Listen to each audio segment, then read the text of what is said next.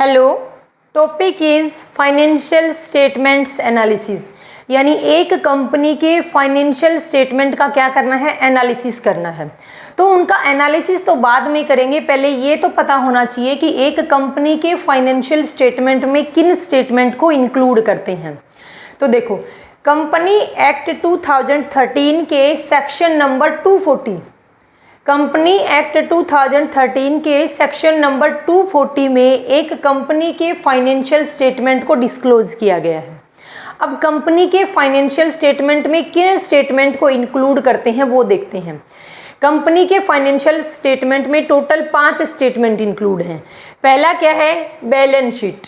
Second है statement of P&L, cash flow statement, statement of change in equity, explanatory notes. अब देखो, सबसे पहले इनको वन बाय वन क्या करते हैं, डिस्कस करते हैं। बैलेंस शीट कब बनाते हैं, balance sheet at the end of financial year. एक कंपनी जब अपने बुक्स ऑफ अकाउंट को प्रिपेयर करती है तो फाइनेंशियल ईयर के एंड पर क्या बनती है, कंपनी की बैलेंस शीट को बनाते हैं। अब कंपनी की बैलेंस शीट बनाते क्यों हैं, क्या पता चलता है उससे, उससे कंपनी की फाइनेंशियल पोजीशन का पता चलता है। कंपनी की बैलेंस शीट से कंपनी की फाइनेंशियल पोजीशन का पता चलता है कि कंपनी के पास कितनी एसेट्स हैं, कितनी लायबिलिटी हैं, कितनी कैपिटल है। नेक्स्ट है स्टेटमेंट ऑफ P&L। अब स्टेटमेंट ऑफ P&L क्या बताता है, कंपनी की प्रॉफिटेबिलिटी के बारे में बताता है कि कंपनी क्या है, प्रॉफिटेबल है या फिर लॉस मेकिंग कंपनी है। नेक्स्ट है cash flow statement. Cash flow statement एक ऐसा स्टेटमेंट है जो ये शो करेगा कि एक कंपनी में कितना कैश का इनफ्लो है और कितना कैश का आउटफ्लो है। नेक्स्ट है statement of change in equity. अब ये क्या है, statement of change in equity, यानी इक्विटी में जितना चेंज हुआ उसका स्टेटमेंट। अब इक्विटी में कैसे चेंज होता है, देखो, जब भी किसी भी कंपनी का फॉर्मेशन होता है, यानी जब एक नई कंपनी का क्या करते हैं, स्टार्टअप करते हैं, तो उसमें क्या इन्वेस्ट करते हैं, कैपिटल इन्वेस्ट करते हैं। उस कैपिटल को क्या बोलते हैं, इंट्रोड्यूस कैपिटल है। यानी उस कैपिटल को लगा करके उस कंपनी को स्टार्ट किया है। क्या लंबे समय तक, क्या कंपनी के डिसोल्यूशन के टाइम पर वो सेम स्टार्टिंग वाली कैपिटल ही रहती है, क्या नई कैपिटल इन्वेस्ट नहीं करते? ऐसा बिल्कुल नहीं है। जब भी कोई कंपनी का फॉर्मेशन होता है, कोई कंपनी को एस्टेब्लिश किया जाता है, तो स्टार्टिंग में जो कैपिटल इन्वेस्ट की उसको बोलते हैं इंट्रोड्यूस कैपिटल। जैसे जैसे कंपनी शेयर इशू करती रहती है अपनी लाइफ टाइम में, उसके अंदर और कैपिटल आती रहती है, उसको बोलते हैं एडिशनल कैपिटल। फिर है, अगर कंपनी बीच में राइट शेयर इशू कर देती है, बोनस शेयर इशू कर देती है, कंपनी प्रेफरेंशियल शेयर इशू कर देती है, अपने शेयर्स को बाई बैक कर लेती है, या किसी शेयर होल्डर के द्वारा कंपनी की कैपिटल से कुछ अमाउंट विड्रॉ कर ली जाती है। तो कहने का मतलब क्या है कि कंपनी की शेयर कैपिटल में चेंज होता रहता है, यानी कभी बढ़ जाती है, कभी घट जाती है। तो कंपनी की शेयर कैपिटल में जितना चेंज हुआ है उस चेंज को कौन शो करता है, statement of change in equity. आगे मैंने लिखा है, देखो, चेंज शो करेगा, चेंज इन शेयर कैपिटल, यानी शेयर कैपिटल में जितना चेंज हुआ है उस चेंज को कौन शो करता है, ये वाला statement, statement of change in equity show करेगा। ये क्या है, ये एक जैसे लेजर बनाते हैं ना, लेजर अकाउंट, वैसे सेम उस अकाउंट के जैसे है। यानी एक फॉर्मेट बनाया जाएगा, उस फॉर्मेट में क्या है कि कितनी कैपिटल इंट्रोड्यूस हुई नई, कितनी एडिशनल कैपिटल लेके आई, कितनी कैपिटल का विड्रॉल कर लिया, तो इसका एक स्टेटमेंट बनाते हैं। नेक्स्ट है एक्सप्लेनेटरी नोट्स। एक्सप्लेनेटरी नोट्स का मतलब क्या है, देखो, आपने पढ़ा होगा, इनको बोलते हैं एक्सप्लेनेटरी नोट्स को अपन बोल सकते हैं नोट्स ऑफ अकाउंट। यानी कंपनी के बुक्स ऑफ अकाउंट को प्रिपेयर करते समय हम कुछ नोट्स प्रिपेयर करते हैं। उन नोट्स की रिक्वायरमेंट क्या है, क्यों बनाते हैं नोट्स? जब कंपनी के बैलेंस शीट बना दी, P&L बना दिया, कैश फ्लो स्टेटमेंट बना दिया, इक्विटी के बारे में शो कर दिया, अब रिक्वायरमेंट क्या हुई नोट्स को बनाने की? देखो, जब कंपनी का एग्जांपल लेते हैं, जब कंपनी का मान लो हम स्टेटमेंट ऑफ P&L तैयार कर रहे थे, उसके डेबिट साइड में हम लिखते हैं टू डेप्रिसिएशन। क्या उस डेप्रिसिएशन को देखकर आप बता सकते हैं कि डेप्रिसिएशन के किस मेथड को फॉलो किया गया है? डेप्रिसिएशन कैलकुलेट करने के लिए वेरियस मेथड हैं, 8 से 10 मेथड ऐसे हैं जिनके थ्रू कोई भी कंपनी अपने डेप्रिसिएशन को कैलकुलेट कर सकती है। लेकिन कंपनी के बुक्स ऑफ अकाउंट में जहाँ पर डेप्रिसिएशन शो करते हैं, उस डेप्रिसिएशन की अमाउंट को देखकर कोई भी पर्सन ये नहीं बता सकता कि डेप्रिसिएशन किस मेथड से लगाया गया है। तो इसी चीज़ को एक्सप्लेन करने के लिए कंपनी की बैलेंस शीट बनाने के बाद नीचे क्या शो करते हैं, नोट्स ऑफ अकाउंट शो करते हैं, या फिर एक्सप्लेनेटरी नोट्स भी बोल सकते हैं। उसमें हम शो करेंगे नीचे कि कंपनी ने डेप्रिसिएशन कैलकुलेट करने के लिए SLM मेथड को, यानी स्ट्रेट लाइन मेथड, या फिर WDV मेथड यानी रिटर्न डाउन वैल्यू मेथड, यानी कंपनी ने डेप्रिसिएशन किस मेथड से कैलकुलेट किया है उसको हम कंपनी की बैलेंस शीट के नीचे नोट्स में शो करते हैं। ऐसा सिर्फ एक डेप्रिसिएशन के लिए नहीं है, कंपनी के अंदर जैसे स्टॉक का वैल्यूएशन करना है, तो स्टॉक का वैल्यूएशन किस बेस पर किया है कंपनी ने, उस बेस को क्या है कंपनी अपने नोट्स ऑफ अकाउंट में नीचे शो करती है। क्यों करती है? ताकि कंपनी के बुक्स ऑफ अकाउंट को जो भी पर्सन चेक कर रहा है, जो भी पर्सन कंपनी के बुक्स ऑफ अकाउंट को देख रहा है, उसको देखकर पता चल सके कि कंपनी ने जैसे डेप्रिसिएशन हुआ, क्लोजिंग स्टॉक हुआ, यानी किस बेस पर इनका वैल्यूएशन किया गया है। इसलिए हम क्या बनाते हैं, कंपनी के बुक्स ऑफ अकाउंट के नीचे क्या बनाते हैं, एक्सप्लेनेटरी नोट्स देते हैं। देखो एक्सप्लेनेटरी नोट्स के बारे में क्या लिखा है, कंपनी के फाइनेंशियल स्टेटमेंट के आइटम का एक्सप्लेन करते हैं और कुछ नहीं करते। कंपनी की balance sheet, P&L, cash flow statement, इनके बारे में अगर कोई आइटम में कैलकुलेशन है, किस मेथड को फॉलो किया गया है, अगर किसी आइटम को कैलकुलेट करने के लिए एक से ज़्यादा मेथड हैं तो हम उस मेथड को नीचे शो कर देंगे जिसके थ्रू हमने कैलकुलेशन की है। तो एक कंपनी के फाइनेंशियल स्टेटमेंट में टोटल 5 स्टेटमेंट इंक्लूड हैं। पहला balance sheet, statement of P&L, cash flow statement, statement of change in equity और लास्ट है एक्सप्लेनेटरी नोट्स। अब मैंने नीचे लिखा हुआ है according to accounting standard, according to Ind AS। इसका मतलब क्या है, देखो जब कंपनी अपने बुक्स ऑफ अकाउंट को अकाउंटिंग स्टैंडर्ड के थ्रू प्रिपेयर करती है, तो अकाउंटिंग स्टैंडर्ड में क्या बोला गया है कि एक कंपनी जब अपने बुक्स ऑफ अकाउंट को प्रिपेयर करेगी तो 4 स्टेटमेंट को प्रिपेयर करेगी, बैलेंस शीट को, स्टेटमेंट ऑफ P&L को, कैश फ्लो स्टेटमेंट को और एक्सप्लेनेटरी नोट्स को। 4th statement of change in equity बनाना है या नहीं बनाना, इसके बारे में अकाउंटिंग स्टैंडर्ड साइलेंट है। फिर कंपनी के अंदर फिर इंडिया के अंदर क्या है, इंडिया के अंदर इंड AS आया था। इंडिया ने इंड AS को कब अडोप्ट किया था, यानी 2015 में। 2015 से इंडिया के अंदर कंपनी जो अपने बुक्स ऑफ अकाउंट को प्रिपेयर करती हैं वो इंड AS को फॉलो करके भी प्रिपेयर करती हैं। तो इंड AS में बोला गया था कि कंपनी अपने फाइनल अकाउंट को जब प्रिपेयर करती हैं तो इन चारों स्टेटमेंट को तो प्रिपेयर करती हैं, लेकिन साथ में एक एक्स्ट्रा स्टेटमेंट, देखो कौन सा नंबर एक्स्ट्रा है, 4th, तो साथ में एक एक्स्ट्रा स्टेटमेंट जिसको बोला गया statement of change in equity, उसको भी शामिल करेंगे, उसको भी प्रिपेयर करेंगे। तो आपसे क्वेश्चन पुट हो सकता है कि कंपनी के अकाउंटिंग स्टैंडर्ड किन स्टेटमेंट को फॉलो करते हैं। तो कंपनी के अकाउंटिंग स्टैंडर्ड ने बोला था कि कंपनी अपने बुक्स ऑफ अकाउंट को जब प्रिपेयर करेगी तो balance sheet, statement of P&L, cash flow statement और लास्ट एक्सप्लेनेटरी नोट्स को प्रिपेयर करेगी। लेकिन इंड AS के आने के बाद एक एक्स्ट्रा स्टेटमेंट को इंक्लूड किया गया, वो है statement of change in equity. तो ये क्या है, ये हमने किसी भी कंपनी के जब अपने बुक्स ऑफ अकाउंट को प्रिपेयर करती है तो वो 5 स्टेटमेंट को क्या करती है, तैयार करती है। कहाँ पर दिया गया है इन स्टेटमेंट का एक्सप्लेनेशन, कंपनी एक्ट 2013 के सेक्शन नंबर 240 में इनको एक्सप्लेन किया गया है। अब अपन क्या है आगे देखते हैं।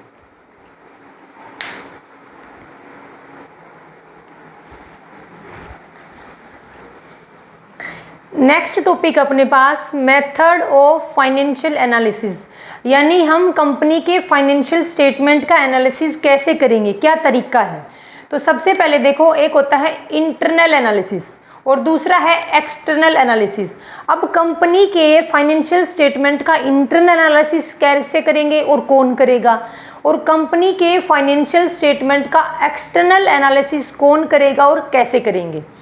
पहले देखो आप एक्सटर्नल एनालिसिस को, देखो एक कंपनी की एक्सटर्नल एनालिसिस कौन करता है। सबसे पहले मैंने लिखा हु, कौन करेगा external analysis, outsider of company, यानी कंपनी से बाहर के जो लोग हैं, जैसे गवर्नमेंट है, जैसे क्रेडिटर्स हैं, जैसे आप और मैं हैं, यानी जो पर्सन कंपनी से बाहर के हैं वो क्या करेंगे, वो कंपनी के अगर फाइनेंशियल स्टेटमेंट का एनालिसिस करते हैं तो उनका पर्सन को, जो कंपनी से बाहर के हैं उनको बोलते हैं आउटसाइडर। वो पर्सन क्या कर रहे हैं, कंपनी का एक्सटर्नल एनालिसिस कर रहे हैं। अब कैसे करेंगे एक्सटर्नल एनालिसिस, देखो analysis is based on published financial statement, company की साइट के ऊपर जो रिपोर्ट पब्लिश कर रखी है। एग्जाम्पल लो आप, जैसे रिलायंस है, टाटा है, आप रिलायंस कंपनी की साइट पर जाएंगे, उन्होंने अपनी साइट के ऊपर अपने बिजनेस का क्या कर रखा है, फाइनेंशियल एनालिसिस को, फाइनेंशियल स्टेटमेंट को डाल रखा है। आप उनकी साइट पर जाकर कंपनी के फाइनेंशियल स्टेटमेंट को ओपन करोगे, ओपन करके देखोगे कि कंपनी को इस साल कितना प्रॉफिट हुआ लास्ट ईयर के प्रॉफिट के कंपैरिजन में, कंपनी को इस साल कितनी सेल हुई लास्ट ईयर के कंपैरिजन में।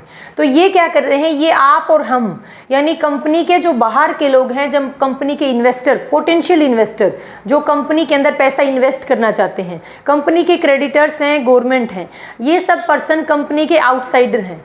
ये पर्सन कंपनी का क्या करते हैं, एक्सटर्नल एनालिसिस करते हैं। कंपनी के फाइनेंशियल स्टेटमेंट का एक्सटर्नल एनालिसिस कौन करेगा, कंपनी के बाहर के लोग करेंगे। कहाँ से करेंगे, कंपनी की साइट के ऊपर जो डाटा पब्लिश्ड है, सिर्फ और सिर्फ पब्लिश्ड डाटा, क्योंकि आप और मैं कंपनी की जहाँ पर बोर्ड और डायरेक्टर, जहाँ पर मैनेजमेंट बैठती है, वहाँ पर तो अब आपको और मेरे को जाने नहीं देंगे। हम तो क्या करेंगे, हम तो कंपनी की बैलेंस शीट को देख लेंगे। कहाँ से, कंपनी की साइट के ऊपर से, जहाँ पर उन्होंने अपने फाइनेंशियल स्टेटमेंट को पब्लिश कर रखा है। अब है हमारे पास इंटरनल एनालिसिस। अब कंपनी का फाइनेंशियल स्टेटमेंट का इंटरनल एनालिसिस कौन करेगा, कंपनी के फाइनेंशियल स्टेटमेंट का इंटरनल एनालिसिस कौन करेगा, इनसाइडर ऑफ कंपनी। अब इनसाइडर ऑफ कंपनी में तो कंपनी के एम्प्लॉय भी आते हैं, कंपनी के जो मैनेजर हैं वो भी आते हैं। तो क्या वो भी कंपनी के फाइनेंशियल स्टेटमेंट का एनालिसिस कर सकते हैं इंटरनल तौर पर? ऐसा बिल्कुल नहीं है। देखो एक कंपनी के अंदर एम्प्लॉय काम करता है, एक लेबर काम कर रहा है, क्या वो पर्सन उस कंपनी के फाइनेंशियल स्टेटमेंट को देख सकता है, कंपनी की क्या है, कंपनी के मैनेजमेंट में पार्टिसिपेट कर सकता है? नहीं, ऐसा नहीं है। कंपनी के जो मेन पर्सन है, कंपनी के सीईओ हैं, कंपनी के मैनेजिंग डायरेक्टर हैं, कंपनी के जो शेयर होल्डर हैं, वो सिर्फ यही लोग कंपनी के जो कंपनी का इंटरनल एनालिसिस कर सकते हैं। अब इंटरनल एनालिसिस और एक्सटर्नल में फ़र्क क्या है? एक्सटर्नल एनालिसिस कैसे होंगे, कंपनी ने जो रिपोर्ट सिर्फ अपनी साइट पर डाल रखी है, कंपनी ने जो डाटा पब्लिश किए हैं, सिर्फ उनका ही एनालिसिस कर सकते हैं अगर एक्सटर्नल एनालिसिस कर रहे हैं तो। कंपनी के इंटरनल एनालिसिस में कंपनी के कौन लोग शामिल हैं, कौन कर सकता है? कंपनी के मेन पर्सन, कंपनी के सीईओ हैं, मैनेजिंग डायरेक्टर हैं, या कंपनी का जो बोर्ड ऑफ डायरेक्टर कंपनी की मैनेजमेंट कर सकती है। अब देखो analysis is based on all information, यानी कंपनी की वो इन्फॉर्मेशन जो पब्लिक से सीक्रेट रखी गई हैं, यानी कंपनी की छोटी से लेकर छोटी और बड़ी तक इन्फॉर्मेशन को ये लोग क्या कर सकते हैं, एनालिसिस कर सकते हैं। इन शॉर्ट बताऊं मैं आपको, कंपनी का एनालिसिस दो तरीके से कर सकते हैं, एक है इंटरनल और एक है एक्सटर्नल। एक्सटर्नल एनालिसिस कंपनी के बाहर के लोग करेंगे। वो कैसे करेंगे? वो कंपनी की साइट पर जाकर कंपनी ने जिन रिपोर्ट को अपनी साइट पर पब्लिश कर रखा है, उन रिपोर्ट से, उन फाइनेंशियल स्टेटमेंट से कंपनी का क्या करेंगे, एनालिसिस करेंगे। इंटरनल एनालिसिस कंपनी के मेन पर्सन करते हैं, कंपनी के जो क्या है, जो डायरेक्टर हैं, जो सीईओ हैं, जो कंपनी के मैनेजमेंट हैं, ये इनके पास कौन सी इन्फॉर्मेशन होती है? इनके पास तो कंपनी की पल पल की इन्फॉर्मेशन होती है, यानी कंपनी की सीक्रेट इन्फॉर्मेशन भी इनके पास है। तो मैंने यहाँ पर लिख दिया ऑल इन्फॉर्मेशन। ये कंपनी की सभी इन्फॉर्मेशन का क्या करते हैं, एनालिसिस करते हैं। अब क्या है, अब इस इंटरनल एनालिसिस को दो पार्ट में कैटेगराइज किया है।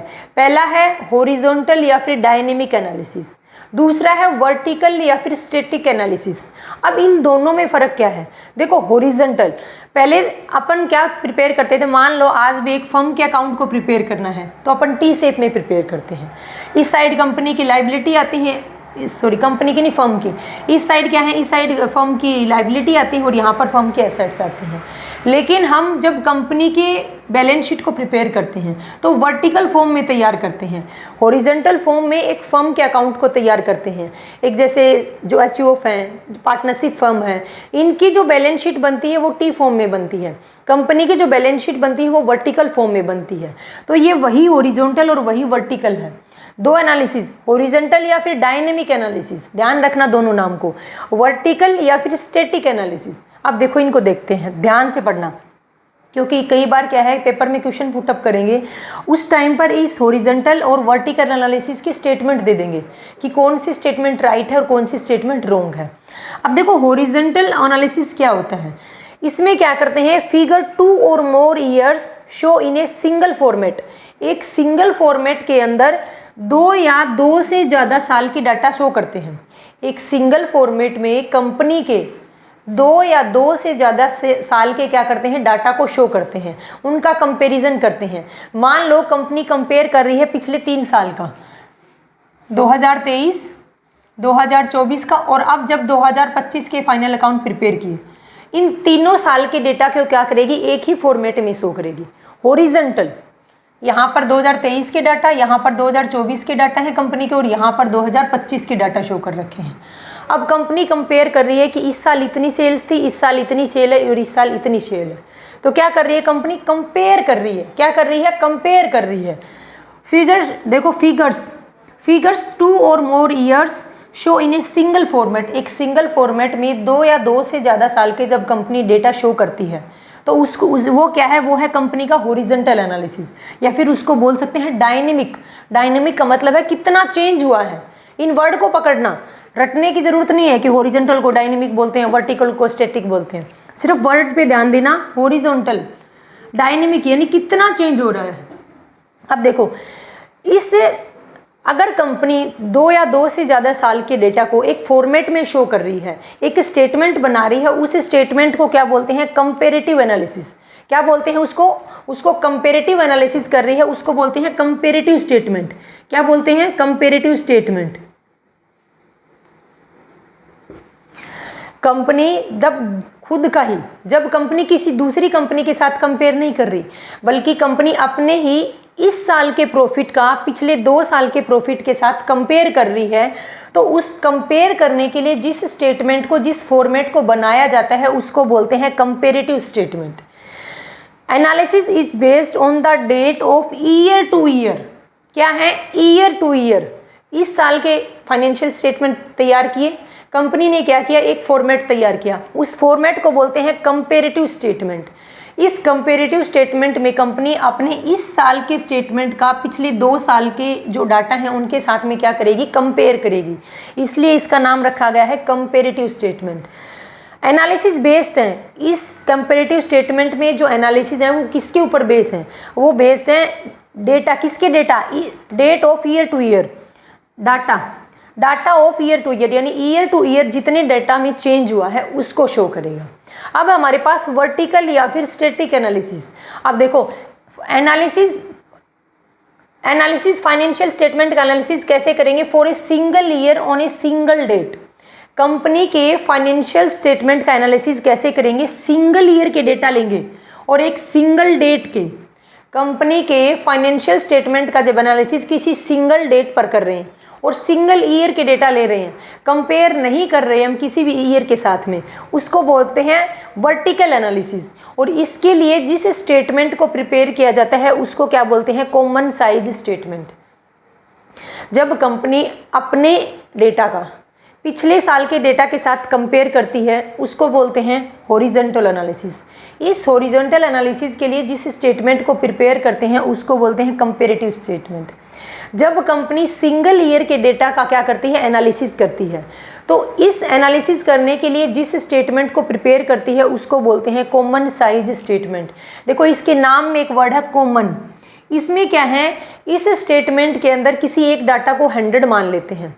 जैसे कंपनी का स्टेटमेंट ऑफ P&L प्रिपेयर कर रहे हैं, उस टाइम पर कंपनी की सेल्स को 100 मान लेंगे और सेल्स को 100 मानकर कंपनी के जितने भी और आइटम हैं किसके, स्टेटमेंट ऑफ P&L के, उनका रेशियो कैलकुलेट करेंगे कि सेल्स के बेस में स्टॉक कितना है, कि सेल के कंपैरिजन में एक्सपेंस कितने हैं, सेल्स के कंपैरिजन में परचेज का रेशियो क्या है। तो ये सब क्या करेंगे, कॉमन मान लेंगे। हालांकि इन दोनों को, comparative statement, common size statement का अपन एक अलग से चैप्टर करेंगे, बस यहाँ पर शॉर्ट्स में समझा रही हूँ आपको।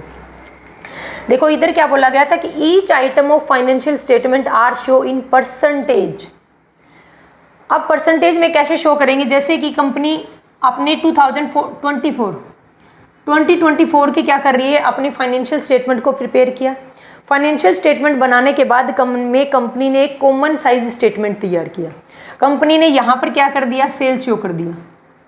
यहाँ पर कंपनी ने क्या शो कर दिया, जैसे एक्सपेंस शो कर दिए। यहाँ कंपनी का प्रॉफिट शो कर दिया।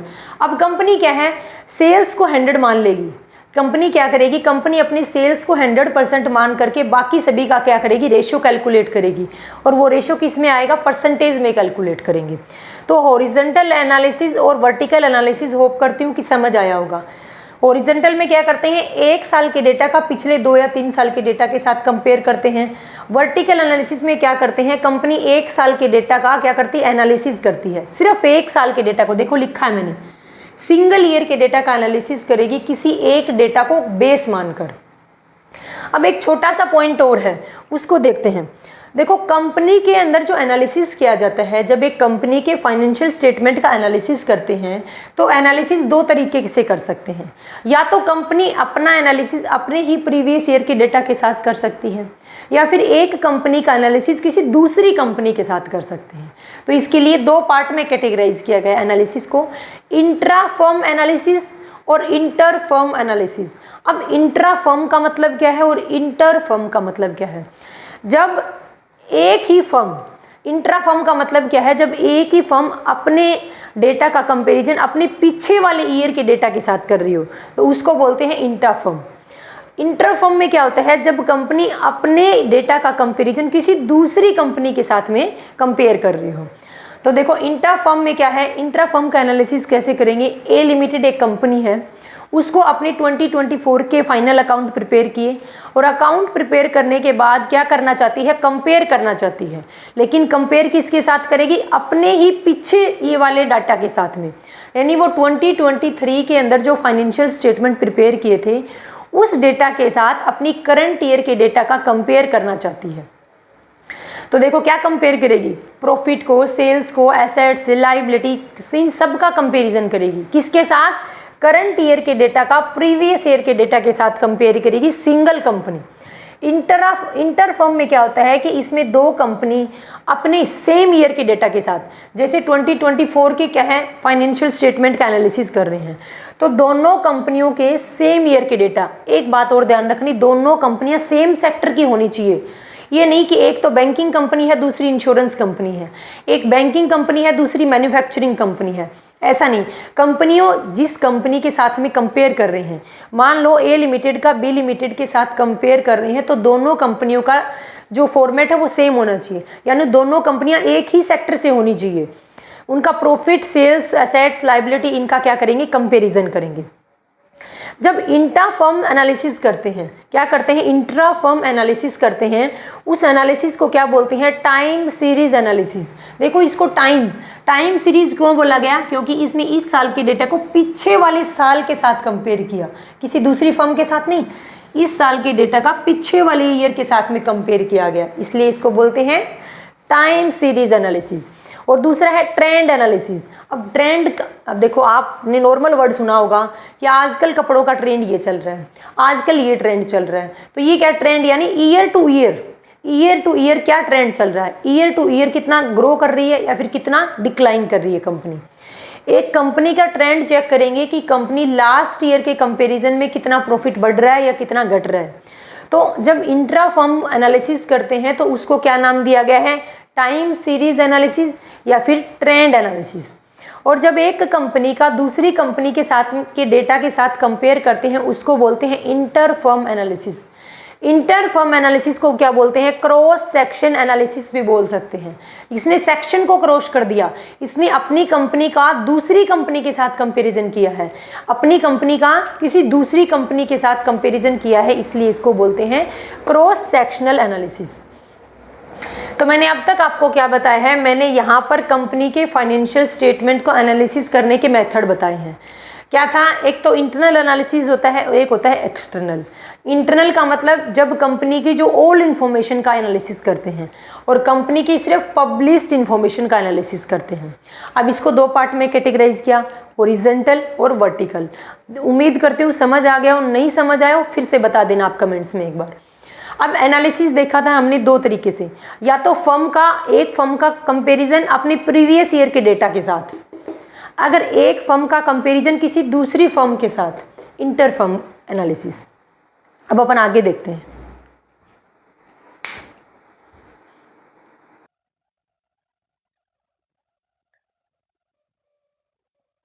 नेक्स्ट टॉपिक अपने पास पर्पस ऑफ फाइनेंशियल एनालिसिस, यानी फाइनेंशियल स्टेटमेंट को तैयार करने के पर्पस क्या है, यानी फाइनेंशियल स्टेटमेंट का एनालिसिस क्यों करते हैं, फाइनेंशियल स्टेटमेंट का एनालिसिस क्यों करते हैं, क्या पर्पज है, क्या ऑब्जेक्ट है उसके पीछे। पहला ऑब्जेक्ट है टू मेजर द प्रॉफिटेबिलिटी। अब किसी बच्चे के दिमाग में आया होगा कि प्रॉफिटेबिलिटी तो हम स्टेटमेंट ऑफ P&L से चेक कर लेते हैं, कंपनी की प्रॉफिटेबिलिटी का कहाँ से पता चलता है, कंपनी के स्टेटमेंट ऑफ P&L से पता चलता है कि कंपनी प्रॉफिटेबल है या फिर लॉस मेकिंग है। तो कंपनी के फाइनेंशियल स्टेटमेंट को एनालिसिस करने की क्या रिक्वायरमेंट थी। मानती हूँ आपकी बात कि कंपनी की प्रॉफिटेबिलिटी का पता कंपनी के स्टेटमेंट ऑफ P&L से पता चलता है, लेकिन ये तो नहीं पता चलता कि लास्ट ईयर के कंपैरिजन में इस साल प्रॉफिट बढ़ा या कम हुआ। हमारी कंपनी के बराबर वाली जो कंपनी है, यानी हम जिस सेक्टर में बिजनेस कर रहे हैं उसी सेक्टर में और बिजनेस और कंपनी भी बिजनेस कर रही है, उनका प्रॉफिट का लेवल क्या है, उनके सेल्स का लेवल क्या है, तो ये सब भी अपने को क्या करना पड़ता है, कंपेयर। कंपेयर कभी भी फाइनेंशियल स्टेटमेंट से नहीं होता। कंपनी की फाइनेंशियल स्टेटमेंट सिर्फ कंपनी की प्रॉफिटेबिलिटी के बारे में बताएंगे, कंपनी की फाइनेंशियल पोजीशन के बारे में बताएंगे, लेकिन अगर कंपेयर करना है, अगर दूसरी कंपनी के साथ में कंपेयर करना है अपने इस ईयर का डेटा का पिछले वाले ईयर के डेटा के साथ, तो क्या करना पड़ेगा, इन फाइनेंशियल स्टेटमेंट का एनालिसिस करना पड़ेगा। तो टू मेजर द प्रॉफिटेबिलिटी, हम प्रॉफिटेबिलिटी का मेजर करते हैं कि इस साल हमें जो प्रॉफिट हुआ है वो लास्ट ईयर के कंपैरिजन में बढ़ा या घटा है। हमारी फर्म में जो प्रॉफिट हो रहा है वो दूसरी बराबर जो इसी सेम सेक्टर में काम कर रही है उस कंपनी के साथ में क्या इक्वल है, ज्यादा है या कम है। सेकंड है टू मेजर द सोल्वेंसी। अब सोल्वेंसी क्या है, लॉन्ग टर्म सोल्वेंसी, शॉर्ट टर्म सोल्वेंसी, यानी कंपनी के पास क्या इतना फंड है, क्या इतना पैसा है कंपनी के पास कि कंपनी अपनी शॉर्ट टर्म और लॉन्ग टर्म लायबिलिटी का पेमेंट कर पाएगी या नहीं कर पाएगी। किससे चेक करेंगे, कंपनी के स्टेटमेंट का एनालिसिस करके। To measure the financial strength, company की फाइनेंशियल स्ट्रेंथ का मतलब क्या है, यानी कंपनी कितनी सुदृढ़ है, कंपनी कितनी पावरफुल है, यानी कंपनी के मान लो इन फ्यूचर कंपनी को किसी मशीन को परचेज करने की रिक्वायरमेंट हो, जो प्रेजेंट में मशीन थी वो खराब होगी, उसकी जगह नई मशीन को क्या कर रहे हैं, लेके आए हैं, क्या उस मशीन को परचेज करने के लिए कंपनी के पास सफिशिएंट पैसा है, या कंपनी की गुडविल कैसी है, कंपनी की गुडविल पीछे के कंपैरिजन में इंक्रीज हुई या डिक्रीज हुई, तो कंपनी की क्या चेक करती है, स्ट्रेंथ चेक होती है इससे। टू मेक कंपेरिजन, अब देखो मैंने यहाँ पर भी बताया था कि कंपेरिजन करने के लिए, यानी हमारी फर्म का दूसरी फर्म के साथ या हमारी फर्म का पीछे वाले ईयर के पीछे वाले जो ईयर थी उसकी डेटा के साथ कंपेयर भी करते हैं। कब करते हैं कंपेयर, कब होता है, फाइनेंशियल स्टेटमेंट का एनालिसिस में उसका कंपेयर होता है।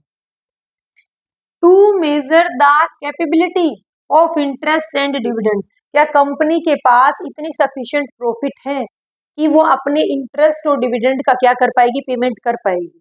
मान लो एक कंपनी ने एक ट्रेंड बना रखा है कि हम जितना भी प्रॉफिट होता है उसका 10% डिविडेंड के रूप में डिस्ट्रीब्यूट करेंगे। कंपनी ने क्या बना दिया, अपनी पॉलिसी में ये डिक्लेयर कर दिया था कि हम कभी भी अपने प्रॉफिट को 10% से कभी भी अपने डिविडेंड को 10% से नीचे नहीं जाने देंगे, यानी कंपनी 10% का डिविडेंड डिक्लेयर करेगी, 100% श्योर है। अब कंपनी ने श्योरिटी तो दे दी, कंपनी ने अपनी पॉलिसी में इस बात का डिक्लेरेशन तो दे दिया। मान लो किसी साल कंपनी को प्रॉफिट नहीं हुआ, तो कहां से देगी 10% डिविडेंड, कंपनी को 10% डिविडेंड देना पड़ेगा, क्यों, कंपनी की पॉलिसी में लिखा हुआ है ये चीज। तो इसलिए कंपनी क्या करती है, कुछ रिजर्व क्रिएट करके रख लेती है। तो क्या है, इसी चीज के लिए कि भाई हमारे पास हमारी कैपेबिलिटी इतनी है कि हम डिविडेंड और इंटरेस्ट की पेमेंट कर पाएंगे रेगुलर बेसिस पर। तो ये क्या करते हैं, हम एनालिसिस कर रहे हैं। अगर लग रहा है कंपनी को एनालिसिस करने से कि लास्ट ईयर के कंपैरिजन में इस साल प्रॉफिट घट रहा है, अगर प्रॉफिट घटता ही जा रहा है तो कंपनी अपनी क्या करेगी, कंपनी अपनी जितनी भी जो भी डिपार्टमेंट है उनमें क्या करेगी, सुधार करने की कोशिश करेगी। क्यों, क्योंकि कंपनी को प्रॉफिट भी चाहिए, डिविडेंड भी डिक्लेयर करना है, इंटरेस्ट भी देना है। फिर हमारे पास to identify the trend of business, business का ट्रेंड चेक करेंगे। बिजनेस का ट्रेंड कैसे चेक होगा, बिजनेस मान लो आज कौन सी ईयर है, 2025 के अंदर कंपनी ने अपने फाइनल अकाउंट प्रिपेयर किए। कंपनी अपना ट्रेंड चेक करने के लिए क्या करेगी, इन्हीं प्रॉफिट का 24 के साथ कंपेयर करेगी, 2023 के साथ अपना कंपेयर करेगी, 2022 के साथ अपना कंपेयर करेगी। यानी कंपनी अपने इस साल के प्रॉफिट का लास्ट ईयर के साथ कंपेयर करके देखेगी कि कंपनी का ट्रेंड क्या चल रहा है, कि कंपनी की पोजीशन ग्रोथ पोजीशन है या कंपनी की पोजीशन डिक्लाइन है। तो ये क्या है, ये कंपनी का ट्रेंड बताता है। किसी एक साल पर आप मेरे को जज करके बता दो कि कंपनी की पोजीशन अच्छी है। किसी एक साल के डेटा पर आप जज करके बता दो कि किसी कंपनी की पोजीशन क्या है।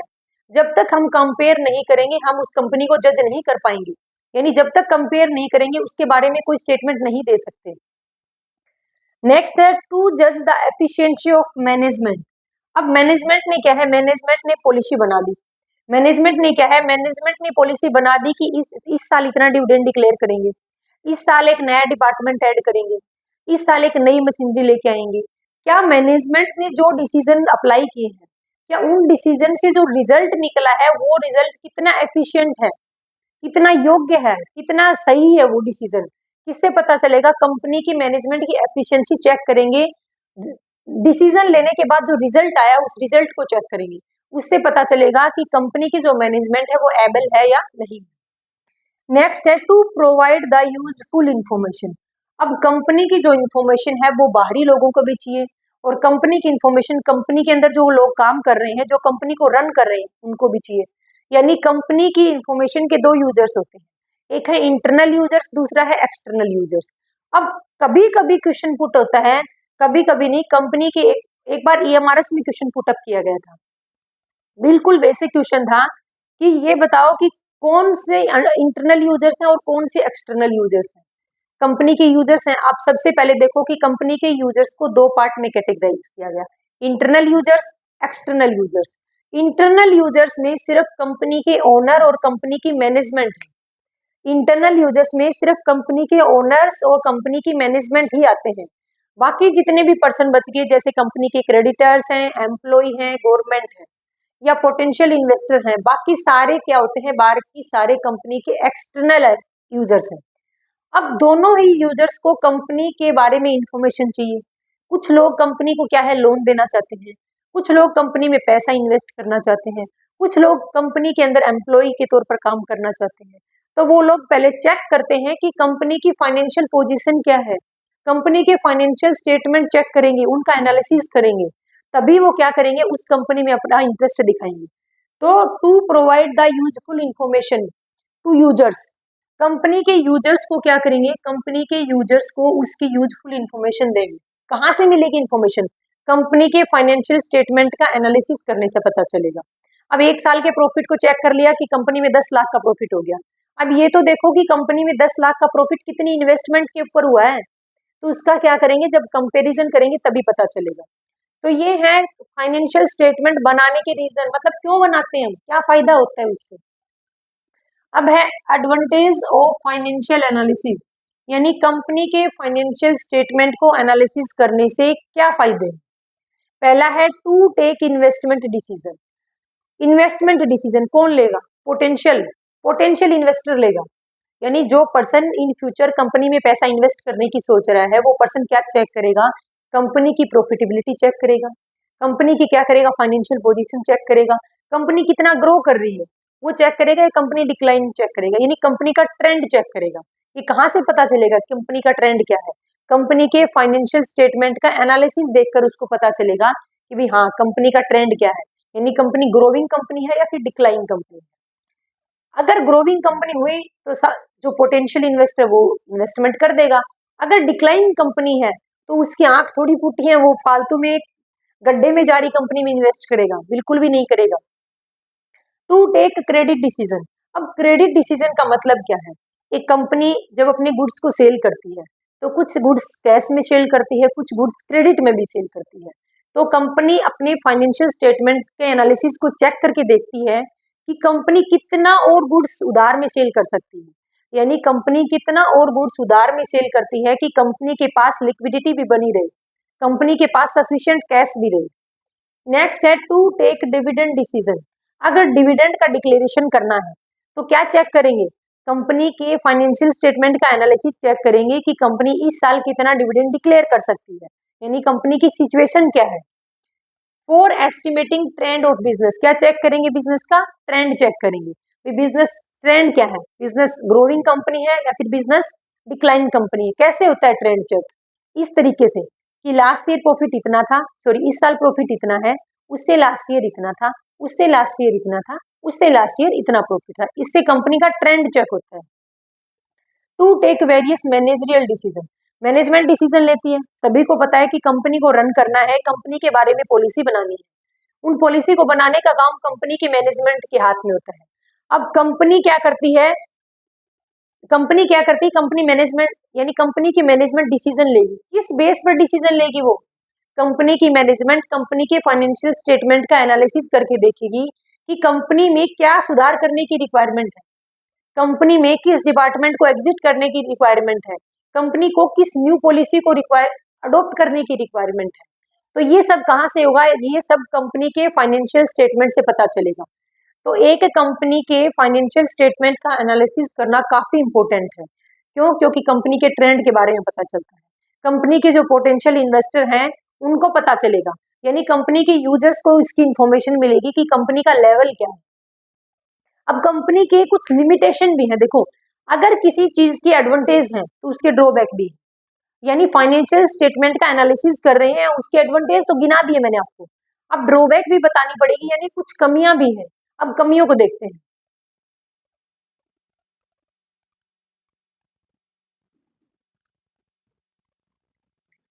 नेक्स्ट टॉपिक है limitation of financial statement analysis, यानी एक कंपनी जब अपने फाइनेंशियल स्टेटमेंट का एनालिसिस करती है तो उसमें कुछ कमियां हैं, कुछ ड्रॉबैक हैं।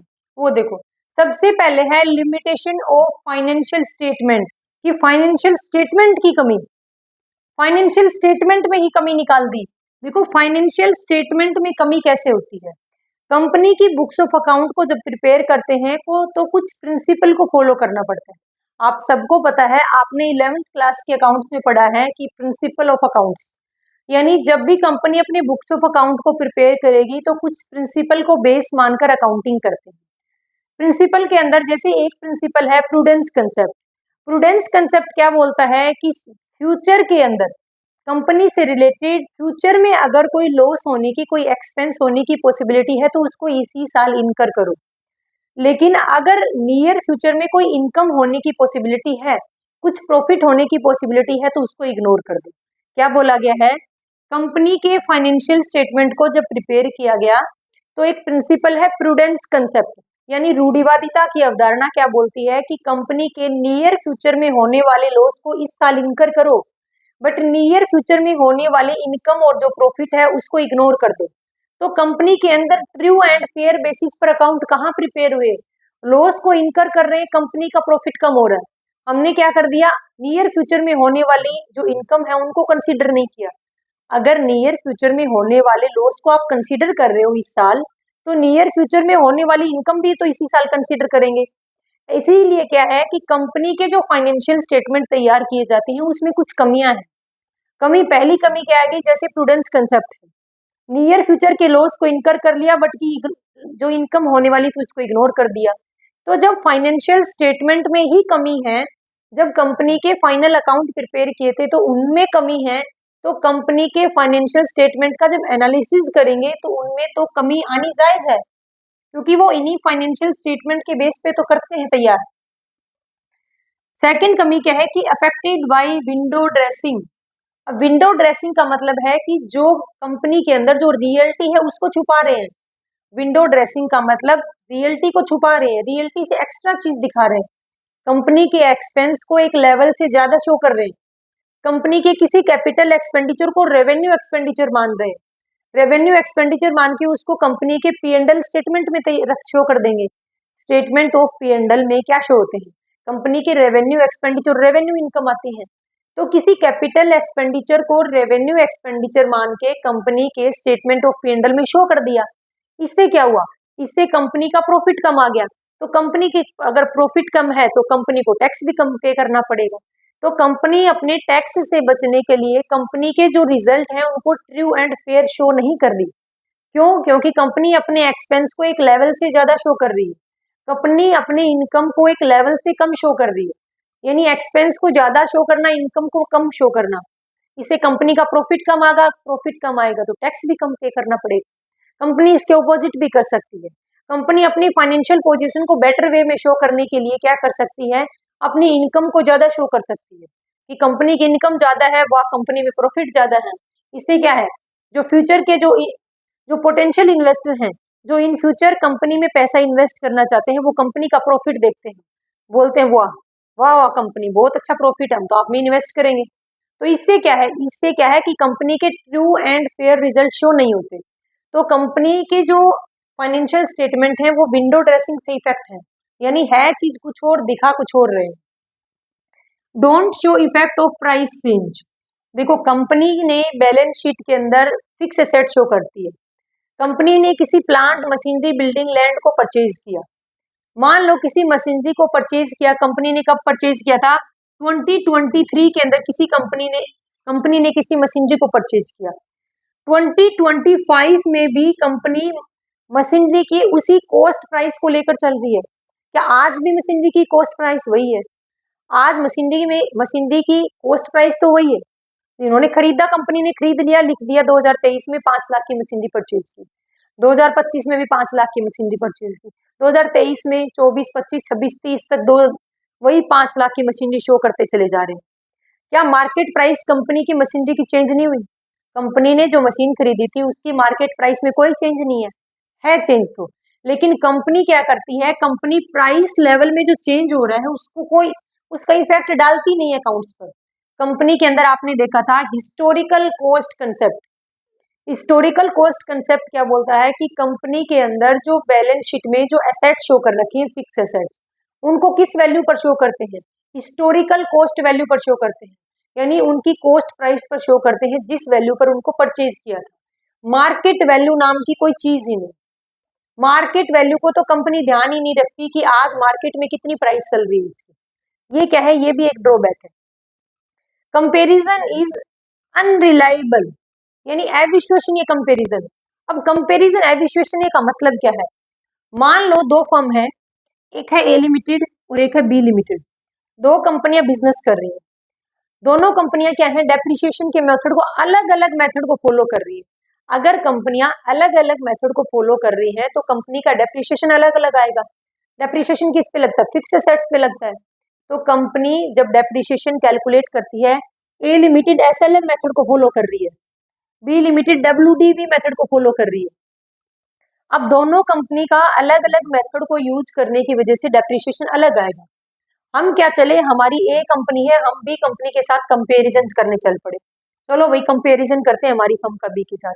बी के साथ क्या कंपेयर करेंगे जब बी कंपनी ने अलग मेथड को अडॉप्ट किया है? तो क्या है, कंपनियां अकाउंटिंग स्टैंडर्ड में बोल रखा है कि कंपनियां इन मेथड में से किसी भी मेथड को फॉलो कर लो।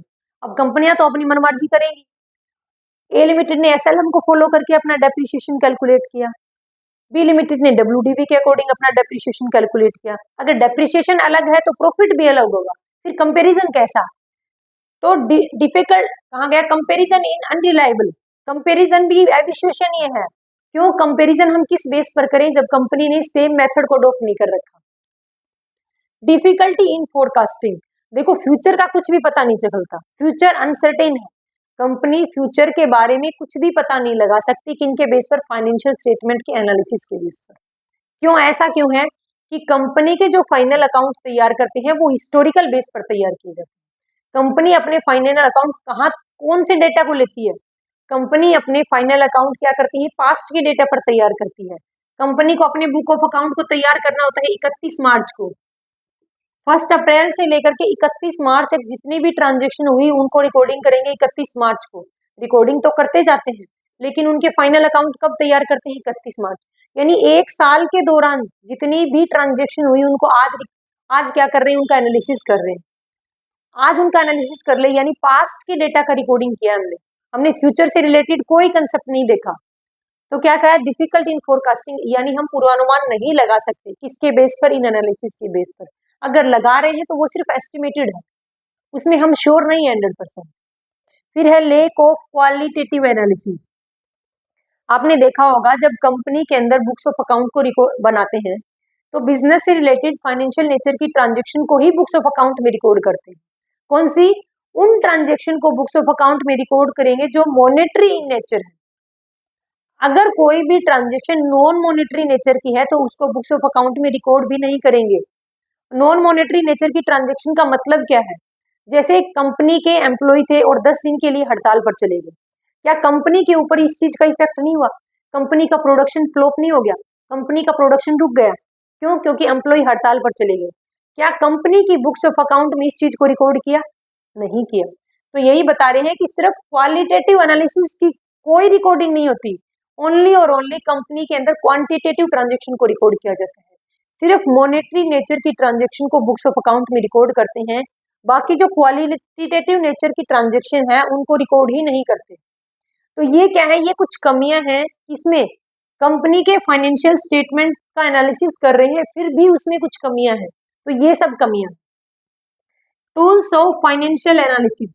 अब फाइनेंशियल स्टेटमेंट का एनालिसिस कर रहे हैं तो उनके कुछ टूल्स हैं। हम पिछले आधे घंटे से फाइनेंशियल स्टेटमेंट का एनालिसिस।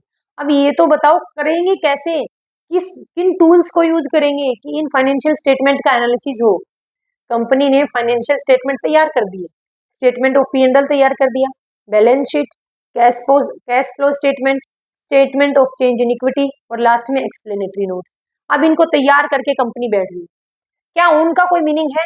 वो मीनिंगलेस है। वो सिर्फ इस साल के डेटा बता रहे हैं, कंपैरिजन नहीं करे कि कितना बढ़ा कितना नहीं बढ़ा, कितना कम हुआ नहीं हुआ, कुछ भी नहीं बता रहे। वो सिर्फ करंट ईयर का प्रॉफिट, करंट ईयर की सेल्स, करंट ईयर का स्टॉक सब कुछ बता रहे हैं बस। तो क्या करेंगे? इन फाइनेंशियल स्टेटमेंट का एनालिसिस करना पड़ेगा और एनालिसिस करने के लिए अपने पास टोटल 7 टूल्स हैं।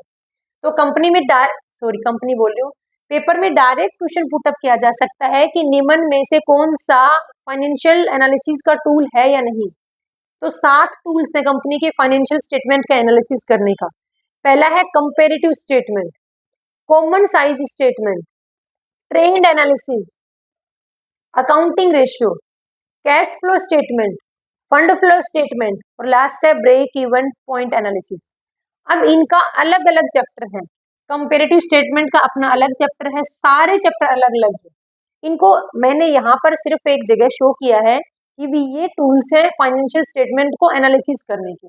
इनको हम अलग अलग वीडियो के अंदर क्या करेंगे, पूरे चैप्टर को कंप्लीट करेंगे। जो ये ट्रेंड एनालिसिस है इसको मैं कॉमन साइज स्टेटमेंट के साथ में बताऊंगी, बाकी सबके अपने अलग अलग चैप्टर हैं, अलग अलग चैप्टर में डिस्कस करेंगे। लेकिन इनका शॉर्ट मीनिंग मैं बता देती हूँ आपको। पहला है कंपेरेटिव स्टेटमेंट। कंपेरेटिव स्टेटमेंट क्या शो करेगा? एक कंपनी की पीछे वाले ईयर के डेटा के साथ कंपेयर करेगा। एक कंपनी के इस साल के डेटा का लास्ट ईयर के डेटा के साथ क्या करेंगे, कंपेयर करेंगे। उस स्टेटमेंट को क्या बोलते हैं? कंपेरेटिव स्टेटमेंट बोलते हैं। कॉमन साइज स्टेटमेंट, एक कंपनी के इस साल के डेटा का क्या करेंगे? एनालिसिस करेंगे। एक कंपनी के इसी साल के डेटा का एनालिसिस करेंगे। एनालिसिस किससे करेंगे? लास्ट ईयर के डेटा को तो नहीं ले रहे हम, बल्कि हम किसी एक डेटा को बेस मान लेंगे। जैसे एसेट्स को 100 मान लिया कि एसेट्स के टोटल को अपने 100 मान के उसकी वैल्यू को कंसीडर कर लिया। फिर क्या किया? जैसे सेल्स था, स्टेटमेंट ऑफ P&L में जितनी भी ट्रांजेक्शन शो कर रखी है उन सभी आइटम का क्या करेंगे? सेल्स के ऊपर उनका रेशियो कैलकुलेट कर लेंगे। इस तरीके से कॉमन साइज स्टेटमेंट में किसी एक डाटा को कॉमन मान लेंगे, जैसे सेल्स को मान लिया तो क्या करेंगे? उसको सेल्स को कॉमन मानकर स्टेटमेंट ऑफ P&L के प्रत्येक आइटम क्या क्या करेंगे? अपन परसेंटेज कैलकुलेट करेंगे। जब अपन इस कॉमन साइज स्टेटमेंट को पढ़ेंगे तब मैं आपको डिटेल में करवाऊंगी, बट आपको यहाँ पर ऊपर मीनिंग बता रही हूँ, ओवरव्यू दे रही हूँ, थोड़ा सा समझ आ जाए बस। ट्रेंड एनालिसिस में क्या चेक करते हैं कि बिजनेस का ट्रेंड क्या चल रहा है, कि बिजनेस ग्रोइंग बिजनेस है या फिर बिजनेस डिक्लाइन बिजनेस है। ट्रेंड कैसे चेक करते हैं? ट्रेंड चेक करते हैं जैसे इस साल है 2025 के अकाउंट तैयार किए तो वो पीछे के कम से कम 3 से 4 साल के डेटा को देखती है कि इस साल कितना प्रॉफिट हुआ, लास्ट ईयर कितना था, उससे लास्ट ईयर यानी कितना बढ़ रहा है या घट रहा है। तो वो क्या करेगी? ट्रेंड चेक करेगी। अकाउंटिंग रेशियो, एक कंपनी के फाइनेंशियल स्टेटमेंट का एनालिसिस करने के लिए अपन वेरियस अकाउंटिंग रेशियो को पढ़ेंगे। करंट रेशियो है, क्विक रेशियो है, डेब्ट इक्विटी रेशियो है, स्टॉक टर्नओवर रेशियो है। तो ये रेशियो के चैप्टर में अपन देखेंगे। कैश फ्लो स्टेटमेंट में क्या देखेंगे कि कंपनी के अंदर कितना कैश इनफ्लो है और कितना कैश आउटफ्लो है।